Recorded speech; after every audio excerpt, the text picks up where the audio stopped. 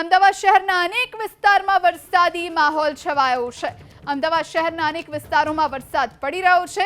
Science city, ગોતા, વૈષ્ણોદેવી વિસ્તારમાં વરસાદની શરૂઆત થઈ ગઈ છે। પકવાન, થલતેજ સહિતના વિસ્તારમાં પણ વાતાવરણમાં પલટો આવ્યો, ધૂળિયું વાતાવરણ બન્યું અને ત્યારબાદ હવે વરસાદ તૂટી પડ્યો છે। તો અમદાવાદ શહેરના અનેક વિસ્તારોમાં વરસાદી માહોલ છવાયો, છૂટો છવાયો વરસાદ વરસી રહ્યો છે। લોકોને અત્યારે 6:35નો સમય છે અને અત્યારથી જ પોતાની વાહનની હેડલાઇટ ચાલુ રાખવાનો વારો આવ્યો છે।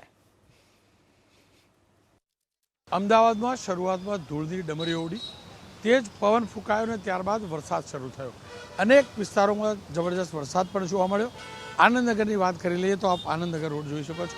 થોડાક સમય પહેલાં અહીંયા ચોક્કસથી વરસાદ હતો।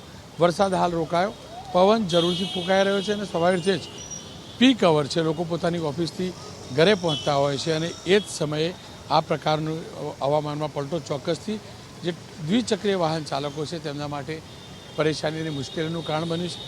વાહન વ્યવહાર સતત વધી રહ્યો છે અને કેટલાક ઠેકાણે ટ્રાફિકની પણ સમસ્યા જોવા મળી રહી છે। આપ દ્રશ્યો જોઈ શકો છો।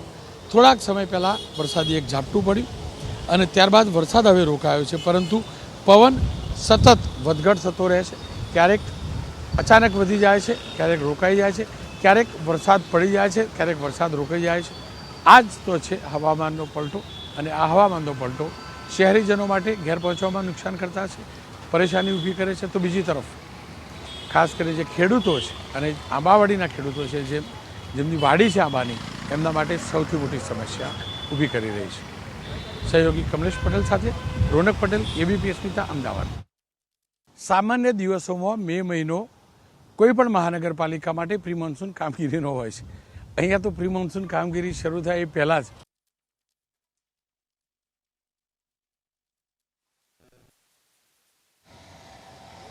વરસાદ વરસવાનો શરૂ થયો છે। આ કમોસમી વરસાદ છે। દિવસોમાં મે મહિનો કોઈ પણ મહાનગરપાલિકા માટે પ્રી મોન્સૂન કામગીરીનો હોય છે।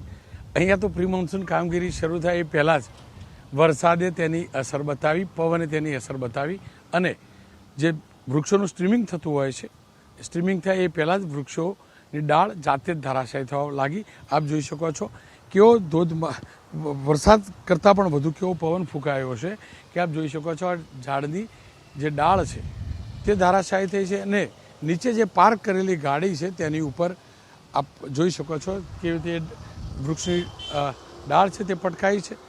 નસીબથી પાર્ક કરેલી ગાડી હતી, અંદર કોઈ હતું નહીં, પરંતુ જે સ્થિતિ સર્જાઈ છે આ સંજોગોમાં, કેમ કે આજે જબરજસ્ત પવન ફૂંકાઈ રહ્યો છે અને હજુ પણ પવન ફૂંકાય તેવા એધાણ પણ છે ને એ જ પ્રકારની જાણકારી હવામાન વિભાગે પણ આપી છે કે વરસાદ પણ હશે અને પવન પણ હશે। આ સંજોગોની અંદર તમામ લોકોએ ધ્યાન રાખવું જોઈએ કે અહીંયા જે પ્રકારે ગાડી પાર્ક કરવામાં આવી હતી એ પ્રકારે ક્યારે આ સિઝનની અંદર અને ખાસ કરીને જ્યારે આગાહી આપવામાં આવેલી હોય ત્યારે ક્યારે પણ વૃક્ષના નીચે કોઈ પણ પ્રકારની તમારું વાહન પાર્ક ન કરવું જોઈએ। અહીંયા સંજોગથી આ કાર બચી છે, આ કાર સંજોગથી બચી છે, નહીંતર આ કારને ભારે નુકસાન થશે। હું ફરી એકવાર કહીશ કે વૃક્ષની નીચે ક્યારે ગાડી પાર્ક ન કરવી, ખાસ કરીને જ્યારે આગાહી હોય ભારે પવન ફૂંકાવાની કે વરસાદની। ત્યારે ચોમાસું હજી શરૂ થવાને 1 મહિના કરતાં પણ વધુ સમય છે।